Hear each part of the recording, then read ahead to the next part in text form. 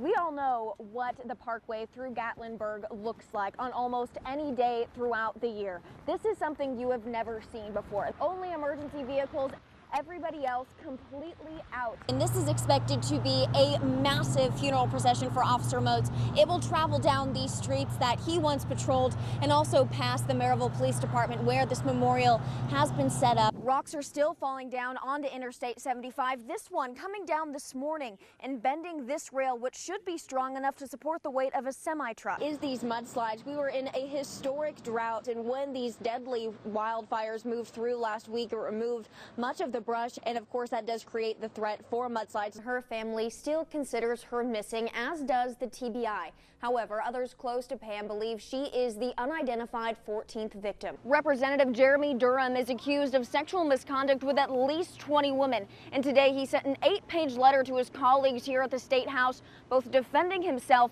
and attacking the women who say he sexually harassed them. They say living at Travelers is like having a second family. People are close there. It is a very tight-knit community. This energy has been non-stop here this morning at Whittle Springs Middle School. They've got balloons, they've got signs, they've got a little bit of everything here. So this morning you get to watch him. Look at this.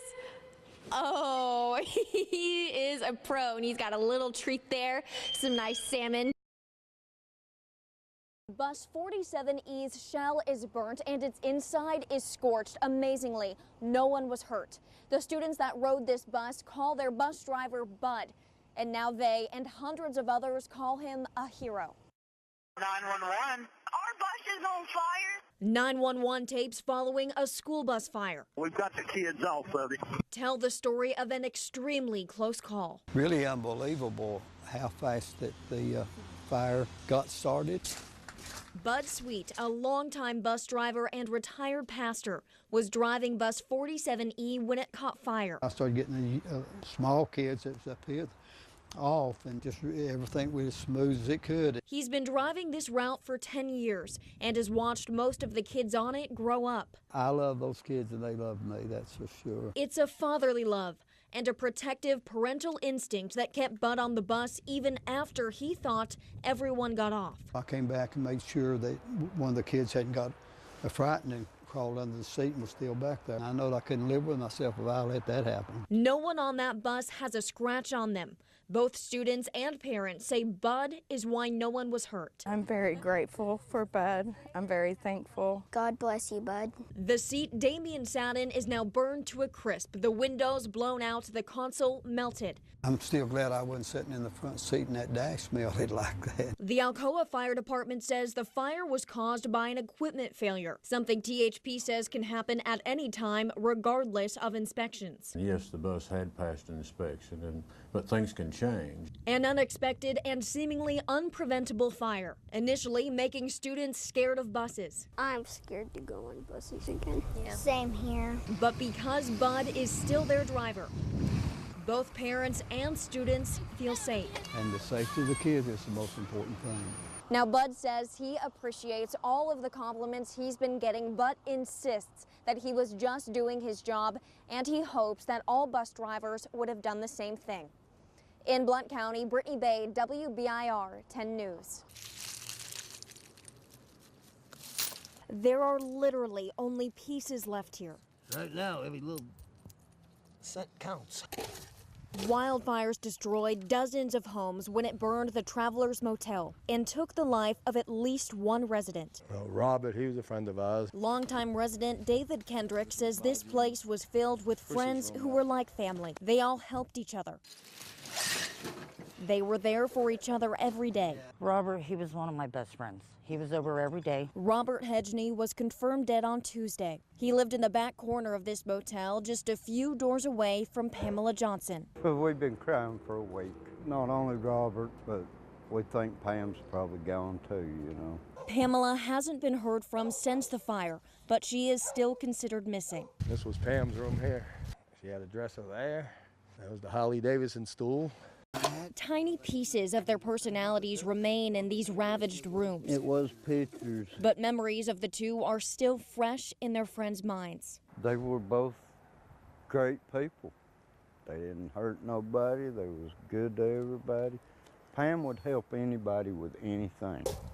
No one who lived here has a home, but right now, that almost doesn't matter. The building, I really don't care about, but my friends, I do. And wherever this group of friends who are just like family goes next, it may not feel like home. All our friends lived here, and this was our little corner right here. Now, I spoke with Pam's granddaughter today, and she says that detectives told her Pam is still considered missing and they are actively searching. And again, she was last seen at the Travelers Motel. We will keep you updated with any information we receive. John, we'll send it back to you. Absolutely. You can only imagine what it feels like to lose everything, and thousands of families' homes were devastated during this fire. But for some, it wasn't only their homes that were destroyed, it was their dreams of a better life. That is, until they heard about a gift from East Tennessee's favorite daughter. I will. This is the place you stay when you have nowhere else to go. Everything's gone, everything's burnt, so we've been staying here. Savannah and her 20-month-old daughter, Credence, have never had a lot. We're making do the best we can. When the wildfires burned their home at the Travelers Motel and the restaurant where Savannah worked, they were left with nothing but each other. What is it? She's what I have to live for. That I was so proud of. Savannah's hope for a better life for her daughter was reignited with a message from Dolly Parton. We want to make sure that the Dollywood Foundation provides $1,000 a month to all those families. For these two, the $1,000 a month is a raise. It'll be able to replace all the things we've lost and much more. In this room full of people who lost everything sits Bobby Jarrett, who lost her most valuable possession in the fire. I lost my mom's ashes in our apartment. I thought it would be okay, and we couldn't even find that. She and her husband escaped only with the clothes on their backs and says this $1,000 a month relieves some of their stress. It's kind of overwhelming thinking about having to get everything new again. I think it's going to help a lot. This temporary income won't solve all of these families' problems. She's getting so big. But it does get them back on their feet and gives them hope for the future. I can't tell Dolly enough, thank you for everything that you've done for us, because this means the world.